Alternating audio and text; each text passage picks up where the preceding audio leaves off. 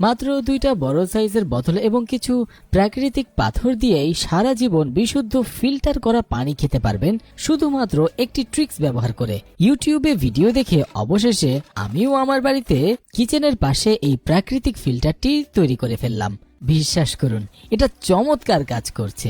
আপনি যদি আপনার স্বাস্থ্যকে ভালোবেসে থাকেন, বিশুদ্ধ এবং আয়রন মুক্ত পানি সারা জীবন খেতে চান, তাহলে আপনাকে প্রথমে বড় পানি রাখার 2টা বোতলের ডান দিকে নিচ বরাবর 2টা 1.5 সেন্টিমিটার গোল করে ফুটো করে সেখানে 1.5 সেন্টিমিটারের পিভিসি জয়েন্ট পাইপ দিয়ে হালকা নল বের করে নেবেন। একইভাবে বোতলের বাম দিকের উপরে ফুটো করে 1.5 সেন্টিমিটারের জয়েন্ট পাইপ লাগিয়ে দিবেন। এখন আপনি আপনার বাড়ির যেখানে এই প্রাকৃতিক ফিল্টারটি স্থাপন করবেন তার পাশের দেওয়ালে ড্রিল মেশিন দিয়ে ফুটো করে 2টা করে 4টা ক্লাম উপর নিচ বরাবর বসিয়ে তার উপর 2টা কাঠ দিয়ে কাঠের উপর ফিল্টারিং বোতল 2টাকে বসিয়ে নেবেন স্ক্রিনে দেখানো উপায়ে। এরপর আমি পুরনো পানির ট্যাবের গোড়া থেকে কাটিং প্লাস দিয়ে 1.5 সেন্টিমিটারের পাইপটিকে কেটে সেখানে আঠা দিয়ে একটা টি জয়েন্ট পাইপ লাগিয়ে দিলাম।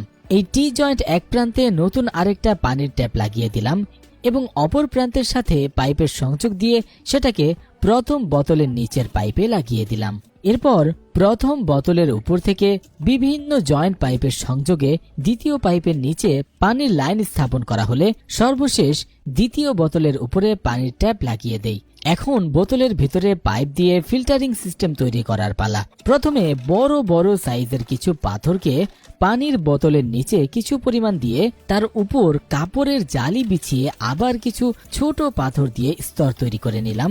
দ্বিতীয় স্তর তৈরি করার পর আবার জাল বিছিয়ে বাজার থেকে কেনা অ্যাক্টিভেট কার্বন দানাদার পাউডার তৃতীয় স্তরে দিয়ে 4 নম্বর স্তরে আবার ছোট ছোট পাথর দেওয়া হলো।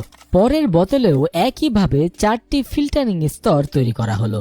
সরাসরি ট্যাপ থেকে পানি এসে প্রথম বোতলে প্রবেশ করে এখান থেকে 4 স্তরের ছাঁকনি হয়ে আবার দ্বিতীয় বোতলেও 4 স্তরের ছাঁকনি হয়ে সর্বশেষ ট্যাবে চলে যাবে। এভাবে সারা বছর কোনো ঝামেলা ছাড়াই বিশুদ্ধ পানি পান করতে পারবেন।